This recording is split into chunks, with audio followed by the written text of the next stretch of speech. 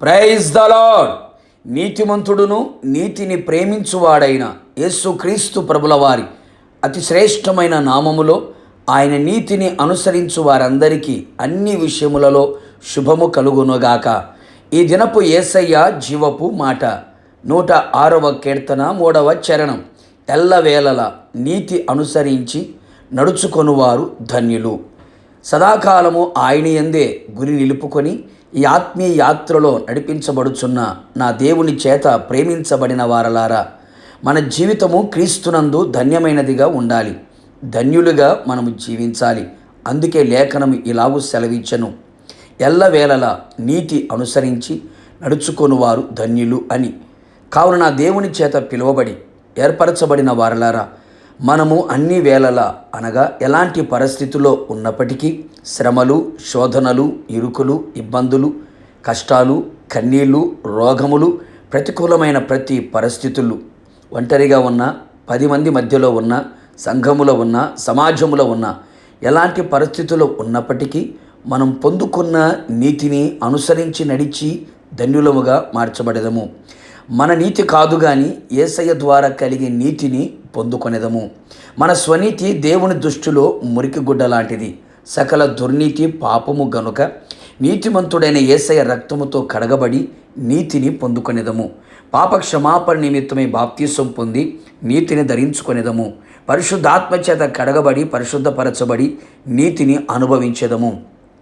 నా యేసయ్య నీతిమంతుడైన దేవుడు, నీతిని కలిగి ఉన్న దేవుడు, నీతిని ప్రేమించే దేవుడు.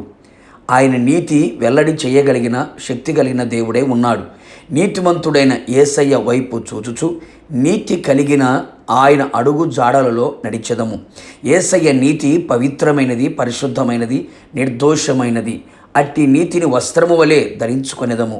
ఆయన నీతిని మన హృదయములో ఉంచుకొనేదము. ఆయన ఆజ్ఞలను అనుసరించి నడుచుకొనుచు ఉన్నప్పుడు నీతి కలుగును గనుక నీతిగల జనముగా ఉండెదము. యెహోవా నీతిని ప్రేమించువాడు గనక మన నీతిని గట్టిగా పట్టుకొనేదము. ఈ విషయములో యోబు భక్తుడు గారు గుర్తుకు తెచ్చుకుందాము. తన జీవితంలో ఎదురైన కష్టాలు, నష్టాలు, అవమానములు, దూషణలు సర్వమును కోల్పోయినా, ఏమీ లేనివాడిగా ఒంటరిగా నిలిచిపోయినా తాను పొందిన నీతిని విడువక గట్టిగా పట్టుకొనెను. అందుకే చరిత్ర పుటల్లో నిలిచెను. సువర్ణ అక్షరములతో అతని గురించి పరిశుద్ధాత్మదేవుడు చక్కగా లిఖించెను. అనేకులకు మాదిరిగా నిలిచెను. అనేక మంది ఆత్మీయులు నీతిని విడిచి పాపము చేసేవారిగా కనబడుచున్నారు. దేవుని కోపమునకు గురవుచున్నారు. కావున నా దేవుని చేత ప్రేమించబడిన వారలారా, నీతి కొరకు ఆకలి దప్పులు గలవారమై నీతి కొరకు హింసింపబడినను నీతిని విడువక నీతిని అనుసరించి నడిచెదము. నీతిమంతుడైన యేసయ్య వలె మారెదము. నీతిగల పట్టణములో ప్రవేశించెదము. ధన్యులమైన ఇహమందు ప్రభుతో కూడా నిలిచెదము. ప్రార్థన. అత్యంత కృపగలిగిన మా ప్రియ పరలోకపు తండ్రి, నీ పరిశుద్ధమైన పాదములకి స్తోత్రములు చెల్లించుచూ ఉన్నాం. మరొక్క మారు మీ పాద సన్నిధిలో నిలిచి మీ జీవపు మాట చేత తృప్తిపరచబడ్డానికి, బలపరచబడి హెచ్చరింపబడ్డానికి సహాయం చేశారు. అవును తండ్రి, మా ఆత్మీయ యాత్రలో ఈ విశ్వాసపు పరుగులో ఎల్లవేళలా నీతి అనుసరించి నడుచుకునే వారిగా ధన్యులుగా ఇహపరమందు కనబడినట్లుగా సహాయము చేయండి.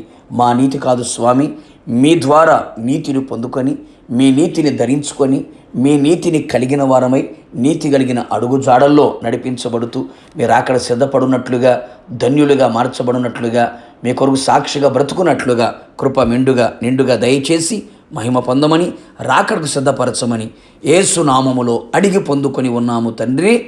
ఆమెన్. నిశ్చయముగా మీరును మీ కుటుంబ సభ్యులందరూ నీతిని అనుసరించి ఎల్లప్పుడూ నడిపించబడదురుగాక. God bless you.